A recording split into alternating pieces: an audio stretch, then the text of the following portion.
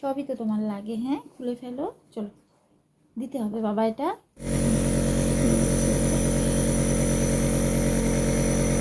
বাবা কথা বলে তো শোনা আমার সঙ্গে। বাকে ডাকো তো, বাকে ডাকো শোনা। ঠাম্মিকে ডাকো, বাবাকে ডাকো, ডাকো ডাকো।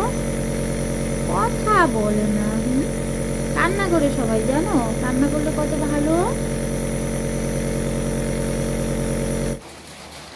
বৃষ্টি হচ্ছে, বাইরে যাওয়া যাবে না সোনা, একদম যাওয়া যাবে না, তোমার কাছে পড়েছে না।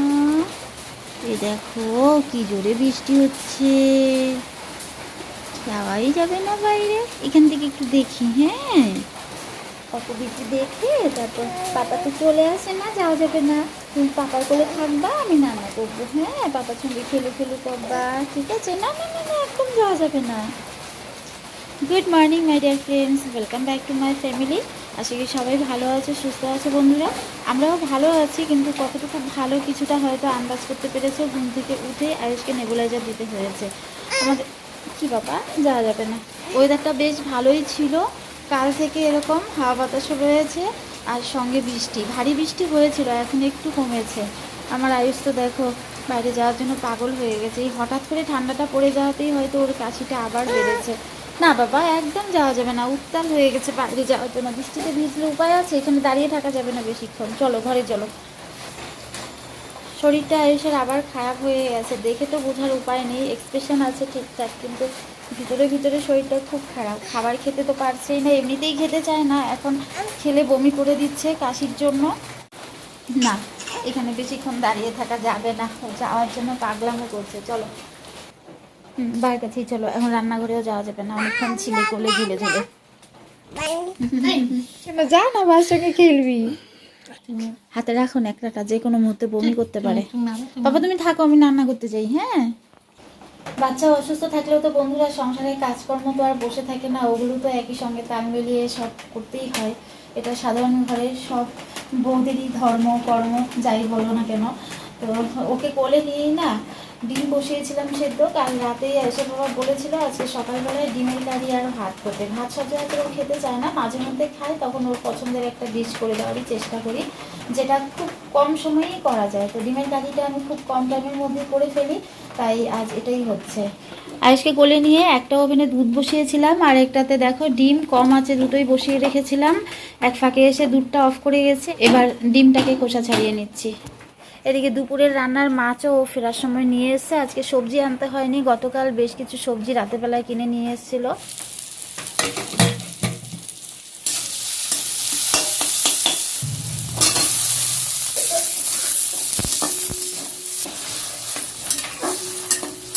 আসছি পাপা। বই পড়ছো তুমি সোনা? খেতে হবে না, খাও নিজে সকাল থেকে। বাবা মনোযোগ দিয়ে বই পড়ছি, রাইমস পড়ছি, কত ব্রিলিয়েন্ট আমার বাবা। আমার শোনা বাবা, শোনা বাবা। চলো, ও কাছি না, ঠাকুর আমার পাপাটাকে ভালো করে দে শোনা। চলো একটু খাবার এখন। হ্যাঁ, অল্পটুকু খাবার নেবো বাড়িতে, ঠিক আছে? ওর বাইকটা যদি ঘরে রাখা যায় তো ভালো করতো, মেন গেটটা তো লাগাইতে লাগবে তাহলে। আমার শাশুড়িমাকে বন্ধুরা ডক্টরের কাছে নিয়ে যাওয়া হচ্ছে। হঠাৎ করে না ওনার সুগারটা বেড়ে গেছে। এমনিতে রেগুলার চেক আপে নিয়ে যাওয়া হতো, কিন্তু সেটা হয়তো আর কদিন পরে নিয়ে যেত, কিন্তু যেহেতু সুগারটা বেড়ে গেছে তাই আর রিস্ক নেওয়া হয়নি।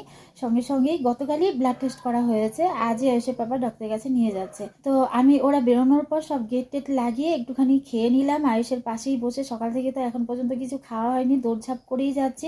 আজকে একটা বড় কাজ সেরে নিয়েছি। আজকে না মামি এসেছিল, তো মামির কোলে আয়ুষকে দিয়ে আমি কোনো মতে একটু কাকে স্নান করে নিয়েছি, কারণ তা না হলে মা ওরা বাড়ি ফিরলে তারপর আবার রান্নাবান্না কমপ্লিট করে স্নান করতে করতে আমার যে কটা বাজতো সেটার কোনো ঠিক ঠিকানা ছিল না। তাই খাওয়া দাওয়াটা তো পরে খাওয়া যাবে, আমি স্নানটা করে নিলাম। ওর যেহেতু সর্দি কাশিটা সারছে না, এটা হয়তো বা কিছুটা আমার অনিয়মের জন্য, কারণ আমি কুলিয়ে উঠতে পারি না, রান্নাবান্নাটাও টাইমলি করতে হবে, এদিকে ওকে খাওয়ানো, ওষুধ খাওয়ানো, তারপর আবার নেবুলাইজার দেওয়া। তাই মানে দুটো হাত দিয়ে মনে হচ্ছে আর কিছুতেই পারছি না। দুর্গা মায়ের মতো 10টা হাত হলে মনে হয় ভালো হতো। তো স্নান যেহেতু সেরে নিয়েছি, এখন ও ঘুমিয়েছে, ওকে ঘুম পাড়িয়ে রেখে যতটুকু করার করব, যতটুকু রেডি করেছি ওরা থাকতে দৌড়ঝাঁপ করে তো হয়েই আছে। তো বাকিটা মা বলেছেন ওরা ফিরলে তারপর করতে। করেছি বলতে সকালবেলায় তো ডিমের কারি আর ভাত হয়েছে, তো দুপুরে রাতের ভাতটা রেডি করে রেখেছি। তারপর ডাল ছিল, ডাল আজকে করতে হবে না, ডালটা জাল করে নিয়েছি। ডিমের কারি শেষ হয়নি এখনও, 4টা ডিম ইচ্ছে করেই রান্না করেছিলাম। আয়েশের পাপা ডিম খেতে খুব ভালোবাসে, আমারও মন্দ লাগে না। এখানে দেখো অল্প কিছু সবজি নিয়েছি, এখানে আয়েশের জন্য অল্প কাটবো আর আমাদের মাছের ঝোলটা করার জন্য কাটতে হবে।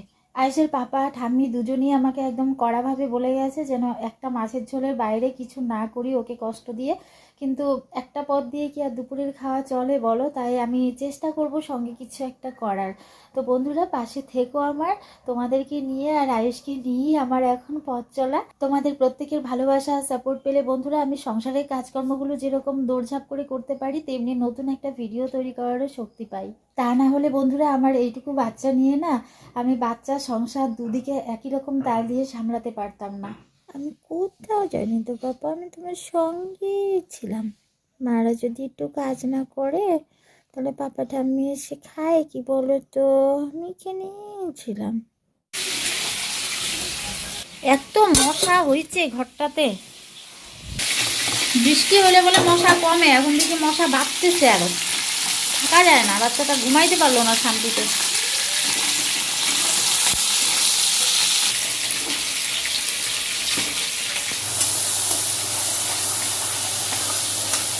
একদিকে বন্ধুরা ওয়েদারটা ক্লাউডি, ধীরে ধীরে বৃষ্টি হচ্ছে, তার মধ্যে শরীরটাও ভালো নেই। এরকম পরিস্থিতিতে তো সব বাচ্চারা মায়ের কোলটাই চায়।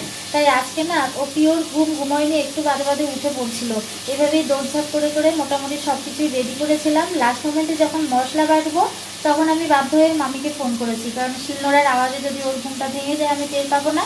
মামিও এসছে, মামি আসার 5-7 মিনিটের মধ্যে ওরাও চলে এসছে। তা এখন তাড়াহুড়ো করে রান্নাটা করে নিচ্ছি। আয়ুষ আছে এখন ঠাম্মির কাছে, মামিও রয়েছে ওদের কাছেই আছে। মামি যদি কাজে না যায় তাহলে এই হেল্পগুলো আমি পেয়ে থাকি, সচরাচর নেই না, একদম যখন মানে এক্সট্রিম লেভেলে চলে যায় তখনই ডাকি, কারণ ওনারও তো বাড়ি আছে, সংসার আছে, কাজকর্ম আছে, সবসময় বিরক্ত করবো এটাও তো ঠিক নয়। দুপুরবেলায় বন্ধুরা এক তরকারি ভাত খাওয়া যায় না, তাই তাড়াহুড়ো করে মোটা বেগুন ছিল ফ্রিজে, বেগুন কেটে ভেজে নিয়েছি, ভাত হয়ে গেছে। ডালটা আমি আগেই জাল করে রেখেছিলাম, তো এখন এখানে মশলাটা কষাচ্ছি। মাছ ভাজা সবজিটাও দেখো কষানো হয়ে গেছে, এই যে। তো মাছের ঝোলটা বসাবো আর ওদিকে গরম জলটা নামিয়ে আয়ুষের খাবারটা বসাবো। এই যে আয়ুষের জন্য সবজি কাটা আছে, আর উনি এখন স্নান টান করে যাচ্ছেন মায়ের ওষুধগুলো নিয়ে আসতে। দেখো কে এসছে রান্নাঘরে, ওনার খাবারটা ওনাকে কোলে নিয়েই রান্না করেছি। বাবা এখন আমার ওভেনটা মুছতে হবে, এখন ঠাম্মি কাছে থাকবে কি? ওকে দেখে বোঝার উপায় নেই, শরীর খারাপ। স্নানের পর তো রোজ দিন সঙ্গে সঙ্গেই ঘুমোয়, তো আজকে যেহেতু আমি স্নানে গেছি, ও ছিল মামির কোলে, আসার পর এমন ঘুম পেয়েছে ওর, মানে নিমেষের মধ্যেই বোধহয় ঘুমিয়ে পড়বে। তাই আজকে আর দেখো একটা ফুটো দেওয়ারও টাইম পাইনি। চলো বাবা একটু সাজু করিয়ে দেই, ঠাম্মির কাছে একটু বসো, আমি গ্যাসটা পরিষ্কার করে তারপর ঠাম্মিকে খেতে দিব। হ্যাঁ, আবার ঘুমিয়ে পেয়েছে তোমার ভাব, খাবে কখন? হ্যাঁ এই যে তরকারিটা নামাইছি, ওর খাবারও হয়ে গেছে, তুমি আর মা খায় নাও, আমি একটু ওইটাকে নিয়ে যুদ্ধ করি, পরে আমি খাই। কি করিস রে তোরা, ভাতু খাবি না? হ্যাঁ আচ্ছা ঠাম্মিকে নিয়ে আসো, ঠাম্মি আর বা ভাতু খাবে, আমি তো যে ওকে খাওয়াবো। আচ্ছা পাপা ঠাম্মি খাচ্ছে, তুমি একটু খাও ওদের সঙ্গে বসে। হ্যাঁ আমরা এখানে বসে খাই, খাবা? কি দেখলে হবে না, খেতে হবে তো। মা কেমন হয়েছে তরকারি? খাইতে তো চাইছিল না, একটু খায়া শুয়া থাকো বাস। মা দেখো চুন ঠিক দিছি, এই যে দেখো মা, এটা চার্জ নাই বোধ হয়। অনেকক্ষণ পরে পেয়েছো না ঠাম্মিকে, এখন খেলু খেলু করো, একটু পরে নিয়ে যাব। হ্যাঁ মা তুমি খাইছো? দেখো দেখো, ওই দেখো দেখা যাচ্ছে।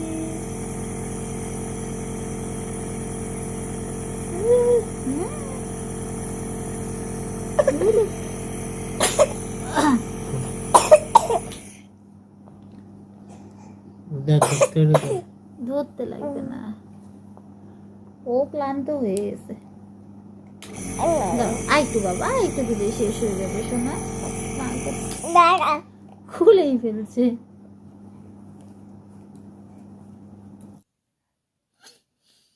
এই যে ঠিক হয়ে যাবে শোনা। না না না, সময়টা না বন্ধুরা খুব খারাপ যাচ্ছে।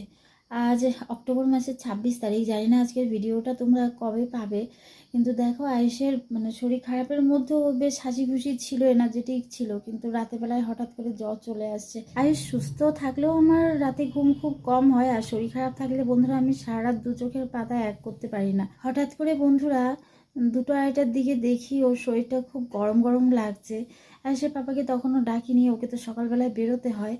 তারপর যখন দেখি যে গরমটা বেশি লাগছে, তখন প্রায় 3:30-4:45 বাজে, ওকে ডাকলাম, সঙ্গে সঙ্গে ও উঠে থার্মোমিটার ধরলো, টেম্পারেচারটা অনেকটাই হাই ছিল। তারপর ওকে জ্বরের ওষুধ দিয়ে দেওয়া হয়েছে। তোমরা নিজেও দেখলে বাচ্চাটার মুখের দিকে তাকানো যাচ্ছে না, খুব কষ্ট পাচ্ছে। জানি না কবে ভগবান ওকে পুরোপুরি সুস্থ করে তুলবে।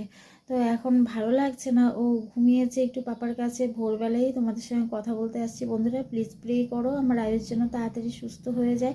আয়ুষ আমার একার নয়, তোমাদেরও সবার খুব পছন্দের। তোমরা সবাই আয়ুষকে এতটাই ভালোবাসো, তাই আয়ুষের অ্যাক্টিভিটিসগুলো সবসময় তোমাদের সঙ্গে শেয়ার করি। তাই জন্যই হয়তো বেশিরভাগ আমার ভিডিওতেই কমেন্টস অফ থাকে, তাই তোমরা আমাকে কমিউনিটিতে গিয়ে কমেন্ট করে আসো।